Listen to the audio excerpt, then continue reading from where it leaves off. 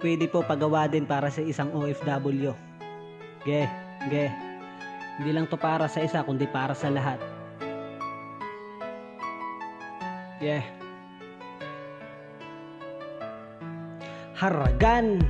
Isa ako sa Pilipino na piniling manayuhan dito sa ibang bansa para lamang matulungan ng aking mga pamilya kahit na medyo mahirap. Bawal dito ang mapagod, kailangan magsumika. Para sa aking pamilya ay kailangan magtiis. Sinantabi ko ang lungkot at ang aking pagkamis. Bawat pawis ko bayad para to sa kanila. Ayos lang magsakripisyo basta kayo masaya. Kaya sana lang naman ay maintindihan nyo, kasi para sa inyo naman ginagawa ko. Minsan kami ay gipit din, meron kaming gasto. Kung di makapagbigay ay wag lang magtampo. Sobrang hirap ng lagay, kung sana ay alam nyo lang. Sana ay intindihin nyo din ang